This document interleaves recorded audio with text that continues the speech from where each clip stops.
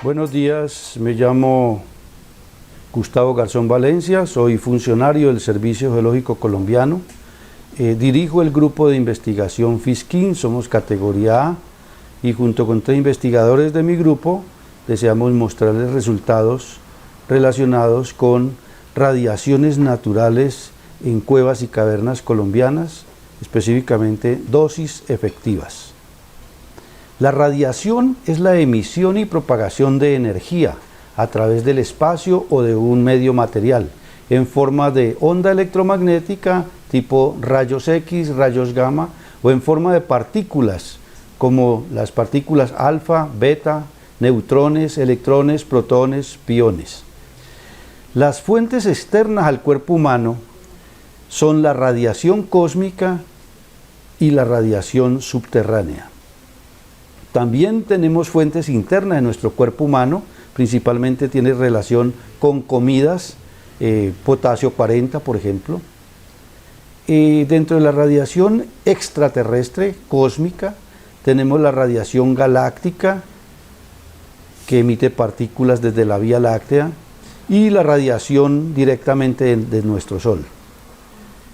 En cuanto a la radiación subterránea, son los elementos radioactivos presentes en las rocas que se desintegran y producen partículas alfa, partículas beta y radiación gamma.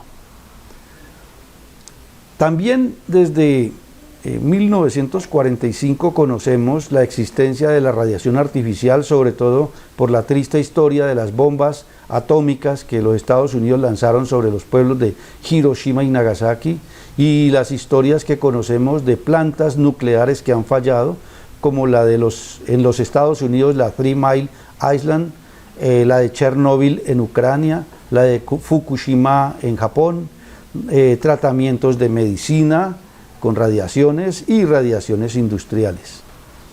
Este tipo de radiaciones en general tienen niveles de energía que van desde los fotones con megaelectronvoltios hasta radiación que viene protónica, que viene desde el cosmos con valores de teraelectronvoltios. En cuanto a amenazas potenciales que pueden existir en las cuevas y las cavernas, toda la comunidad espeleológica conoce que entre ellas están las caídas de roca, los resbalones y tropezones que podemos tener dentro de las cuevas, por eso es que utilizamos, entre otras cosas, cascos. Hay también amenazas potenciales como los ríos, fuentes termales, aguas subterráneas que hay a veces profundas, a veces hay rápidos. La oscuridad genera desorientación.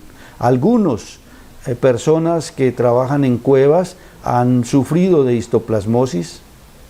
La deficiencia de oxígeno en las cuevas y cavernas puede generar hipoxia cerebral.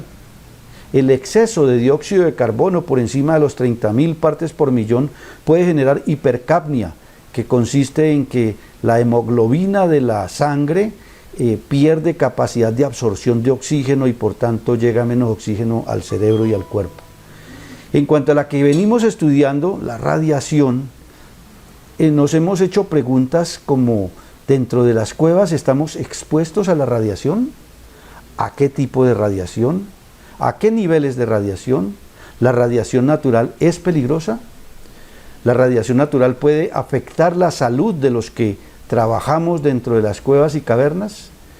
Un dato histórico quiero contarles que desde el año 2017 venimos en Colombia estudiando los gases presentes en las cuevas y las cavernas. Principalmente empezamos desde el 17 al 2020 en cuevas naturales. Luego, por razones de la misión de nuestro instituto, el Servicio Geológico Colombiano, que debe estudiar el subsuelo colombiano, también hemos estado trabajando, midiendo niveles de radiación y niveles gaseosos en minas, o sea, en cuevas tecnogénicas, principalmente minas de oro en Antioquia y en el Tolima. Pero históricamente se sabe que fue en 1977 cuando por primera vez se realizaron mediciones de radón en algunas cuevas en los Estados Unidos. En los años 1980 se midieron por primera vez radón en cuevas y cavernas del Reino Unido, de Italia, de Checoslovaquia, de Ucrania, de Japón. En Colombia, nuestro grupo de investigación realizó las primeras mediciones de radón en los años 1990 en volcanes activos, principalmente en fumarolas de volcanes y en fuentes termales, como también en algunas fallas activas. Existen unos normas por países en donde indica a qué niveles el cuerpo humano o un ciudadano puede exponerse. Las normas más estrictas son las de la Agencia de Protección del Medio Ambiente de los Estados Unidos, que permite niveles máximos de 4 picocurios por litros. Esto tiene una historia que quizá en otra oportunidad la conversaremos, el porqué de esto más estricto en Estados Unidos que en Europa y en Asia. Pero todo está relacionado con que la inhalación, respirando altos niveles de radón y de sus descendientes, normalmente genera cáncer de pulmón. En ambientes subterráneos es conocido por todos los espeleólogos que la radiación solar es nula, o sea, ese tipo de amenaza no la tenemos dentro de las cuevas y cavernas. Sin embargo, dada la presencia de material radioactivo en las rocas, hay radiación ionizante y radiación térmica. De la radiación ionizante sabemos que la radiación cósmica hay ciertas partículas que logran ingresar, atravesar la atmósfera y atravesar el subsuelo y llegar incluso a las cavernas, son los neutrones de alta energía, y también la radiactividad producida por los elementos uranio, torio, radio principalmente, generan partículas alfa, partículas beta y rayos gamma, de las cuales las partículas alfa son las que tienen menos capacidad de atravesar barreras, pero es la más energética. Lo sigue las partículas beta y de último los rayos gamma. Precisamente por eso medimos las partículas alfa, sobre todo la energía alfa que genera el uranio, el radio, el radón, el polonio. Tiene una característica y está en rojo precisamente porque el radón genera una energía mucho mayor que la energía alfa que generan el elemento radio y el elemento uranio. Sin embargo, hay algo importante también, y es que el radón es el único material radioactivo gaseoso, o sea que en el ambiente que respiramos dentro de las cuevas y cavernas estamos inhalando niveles altos de irradiación por partículas alfa. Se conoce que en las cuevas las rocas y los sedimentos generan alrededor de un 22% de toda la radiación ionizante. También un 4% es de origen cósmico y la mayor proporción de radiación viene del radón y del torón, que son del 74% y corresponden al 100% de la radiación ionizante natural en el aire interno de las cuevas y cavernas, dada su naturaleza gaseosa. En los trabajos que hemos adelantado en cuevas colombianas, hemos ido a ambientes kársticos, principalmente 2 cuevas ubicadas, una en el municipio de Villanueva, la cueva del Nitro en Santander y la cueva del Yeso en Curití. Hemos estudiado también en detalle la cueva del Tigre en el municipio de Yaguará, la cueva del Indio y la cueva del Hoyo, que queda en el Parque Nacional Natural Los Guácharos, en el departamento del Huila. Y en el departamento del Putumayo hemos tenido la oportunidad de estudiar en detalle las cuevas de Urcusique y Ecoturayeg. En ambientes volcánicos también hemos estudiado cuevas de origen volcánico y de naturaleza tectónica, principalmente en los departamentos del Valle, del departamento del Cauca y en el departamento de Nariño. Ahora, con respecto a cómo medimos el gas radón, hay 2 técnicas principales. Una son métodos pasivos, otra métodos activos. Los métodos pasivos significa que son instrumentos, sensores, que no requieren de energía para su funcionamiento. También realizan mediciones integrales y el análisis o los datos los obtenemos después de un tiempo de exposición. En cambio, los métodos activos significa que utilizamos instrumentos que necesitan de energía, de fuente eléctrica. También se pueden hacer transmisión de los datos vía telemétrica, o sea, utilizando antenas o vía satelital, y tienen la ventaja de que se puede guardar los datos en línea, en tiempo real. Sobre los métodos pasivos, hay una técnica llamada detectores alfa. Principalmente hay una tecnología llamada CR39, que es de origen inglés. Hay otra tecnología IR115, que es de origen francés. También puede usarse en detectores de carbono activado. Hay una tecnología italiana que se llama F300 y hay una tecnología rusa que se llama HD4000. Pero además hay otra que es de cámaras ionizantes con electretos. Esta es una tecnología hecha en los Estados Unidos, se llama EPERM, mientras que también hemos utilizado instrumentación con metodología activa, sobre todo detectores de silicona, con una instrumentación llamada Radon-I, y también detectores de celdas de Lucas con una tecnología llamada Pylon, que la hemos utilizado principalmente en el volcán Galeras y en el volcán Nevado del Ruiz. Pero sin embargo hablaré sobre la tecnología que estamos usando en las cavernas y que tiene ventajas respecto a las demás. Es la tecnología EPERM de cámaras ionizantes con electretos, con la cual medimos las partículas alfas que genera el elemento radón cuando se desintegra y produce polonio 218. En las cuevas usamos este método, el cual consiste en tres componentes. Uno, como se muestra en la figura, son electretos o discos de teflón cargados electrostáticamente, los cuales colectan iones en su superficie. Como se puede ver, hay unos de color rojo, otros de color azul. Esto tiene que ver con el grosor del disco de teflón y se relaciona con la sensibilidad cuando vamos a realizar una medición. El experto sabe escoger cuál de ellos usar dependiendo del ambiente que va a medir. También se usan cámaras de ionización fabricadas con material electroconductor de polipropileno, dentro de la cual un electreto puede ser descargado. Aquí muestro dos tipos de distintos tamaños, tienen distintos volúmenes. Y finalmente les muestro un lector del potencial de superficie del electreto que utilizamos también.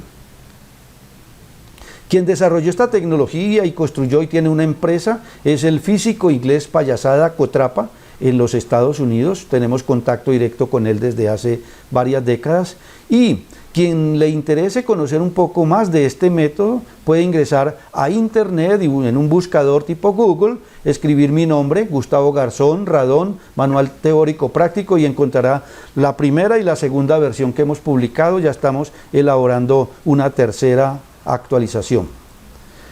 Con respecto a las mediciones, muestro este slide con el fin de mostrar que en la roca normalmente se encuentra el elemento uranio en estado sólido. Él se desintegra por su naturaleza radiactiva y genera el elemento radio, que también es sólido y que permanece en la roca. De allí el radio se desintegra, produce partículas alfa y genera el gas radón 222, el cual medimos. Él es gaseoso y él se difunde en toda la cueva. Por tanto, existe la técnica, consiste precisamente en medirlo en los distintos espacios que hay dentro de las cuevas.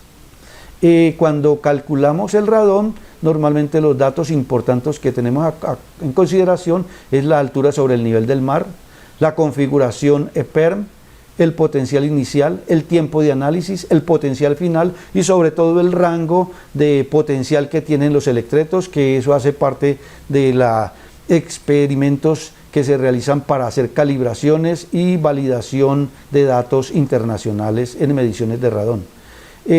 Realizamos cálculos del factor de calibración, realizamos mediciones de dosis de radiación gamma ambiental para llevarlos a los cálculos, elaboramos cálculos de factor de corrección por altitud, dado que a mayores alturas sobre el nivel del mar se reduce el número de moléculas por unidad de volumen de aire, y esto afecta la respuesta instrumental.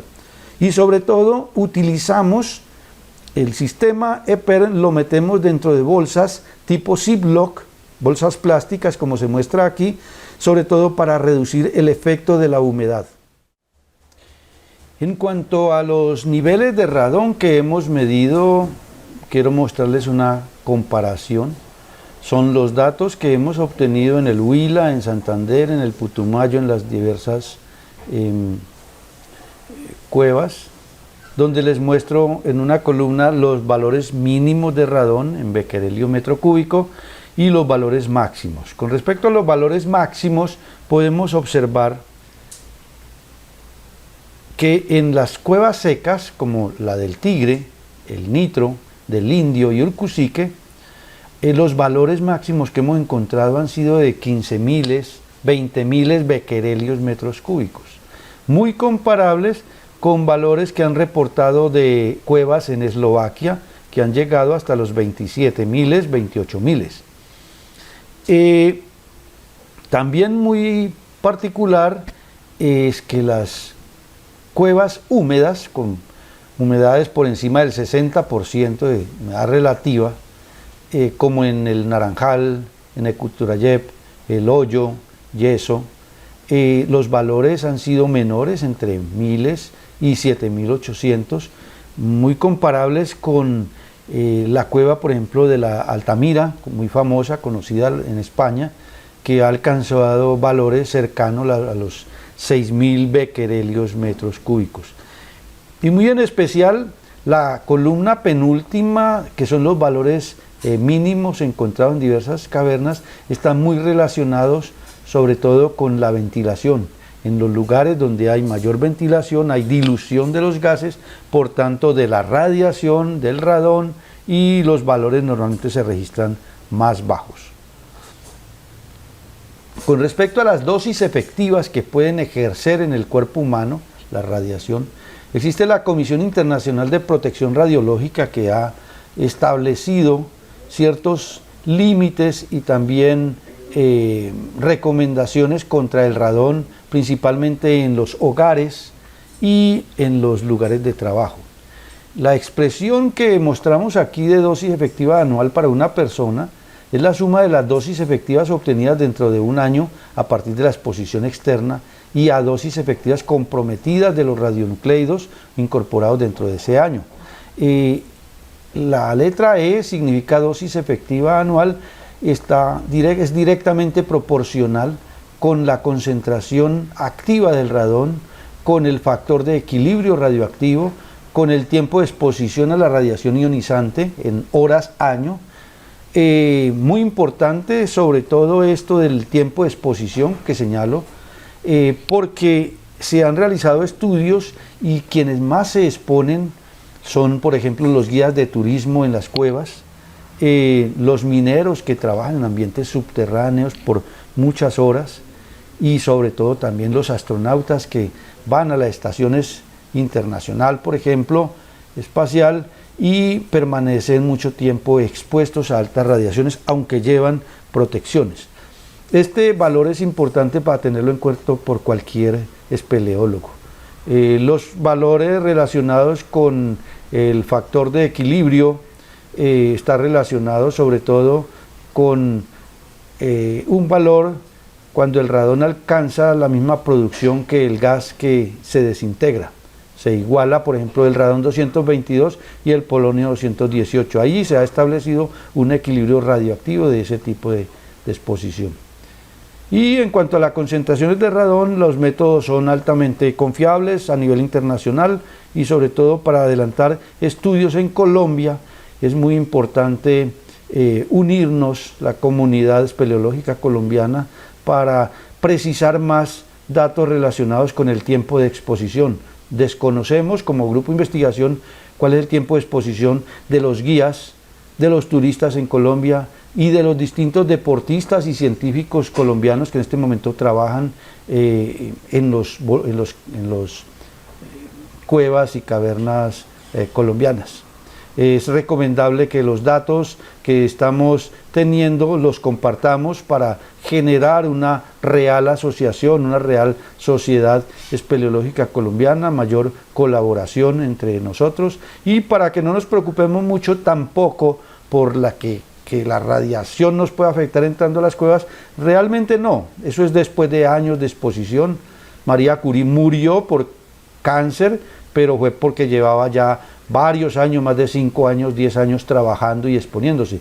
Nos podemos afectar, por supuesto, pero en términos de años, no por una entrada o 2 entradas a una cueva.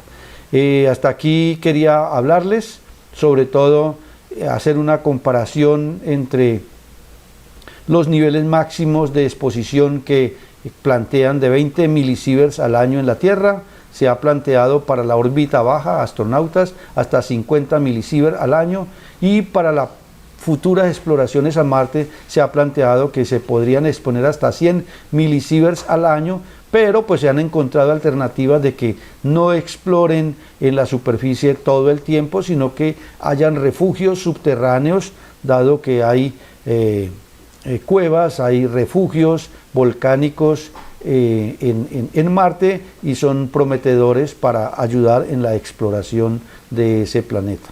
Les agradezco mucho. Cualquier pregunta o sugerencia la recibiré en mi correo electrónico ggarzon@sgc.gov.co, o se dirigen a la asociación Espeleocol y estaremos en contacto. Muchas gracias.